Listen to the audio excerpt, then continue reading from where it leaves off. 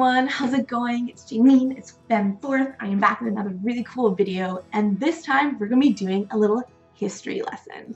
This topic is super cool, it's really something super important for me, and it's going to be the history of sex work, but not the history of it, but how it even started in the first place. We're going way back to the very beginning. Make sure you watch till the very end though, because I eventually reached till the Roman era where they start making rules for the prostitutes and kind of see how that has implemented in itself in society today. To get more of a feeling of how this actually plays out, of how it's one of the oldest professions in the world, I wanted to actually take you way back into 2400 BCE, so before Common Era, also known as before Christ. There, the Sumerians divided women, so female-identified people, into two categories: wife and prostitute.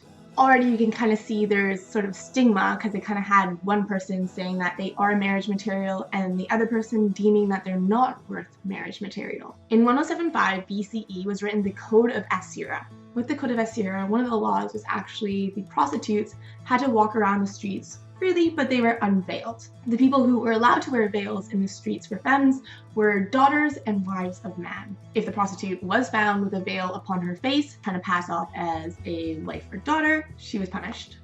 Skipping forward to 594 BC, a little bit more of the civilization is becoming more cultured, and in the Greek civilization, they actually had legal brothels. It was created by a politician named Solon, and he created brothels that are actually state brothels. So the prostitutes in those brothels actually had to give a tax from their wages. Not only that, but he made sure that there are actually regulated prices for sex. The price for sex was about 1/6 of the daily wage that a servant would get. Even though it was a little bit more cultured, this Greek civilization still carried the stigma that prostitutes were not allowed to marry or join any public events. Another really cool thing that we actually did have during the Greek civilization was heteres. Heteras.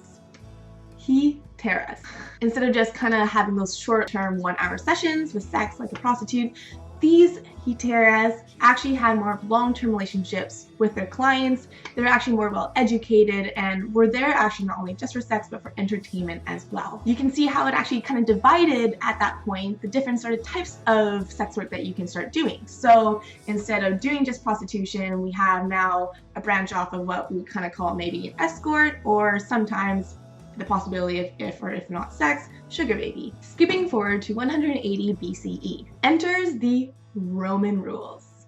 With these Roman rules, the government actually set up a team of regulators, and what they did for their job was to kind of help try and save people from actually going down that sort of wrong path of prostitution. Because the prostitutes actually had to sign up and be part of this registration process to be known that you are a prostitute, you had to go through a regulation interview process with this group of regulators. If they found you really young and attractive, they're gonna try and talk you out of it, try and ask you, really, are you sure you want to do this? If the person still says yes, then they do give them their name, where they live, personal info, and also their alias of what they're gonna work under. After they register that, they now are the legal status of a prostitute. Even though that status did not get you very much perks, because if once you sign up as a prostitute, that legal status that you are one is stuck to your name forever. You cannot get it removed, as well as you are barred from any respectability or repentance. Well, I guess you could respect yourself, but from society at least. It kind of shows from the start,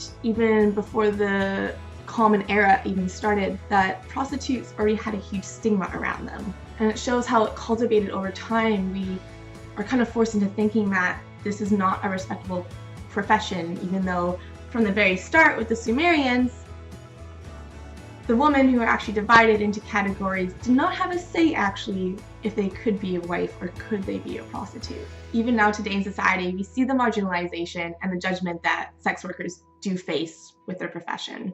Hopefully we can make a start to change to these really ancient ideas about what sex work is, and we can make it a more positive, more open conversation to help not only increase awareness about sex work, but also increase awareness about sex workers' safety, which is a huge thing that we do not see because it's so stigmatized in society.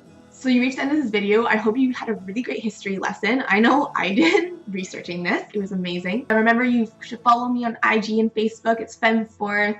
Make sure you subscribe as well if you like all these really cool sex topic videos. And I will be here next week. Thanks for watching. Mwah.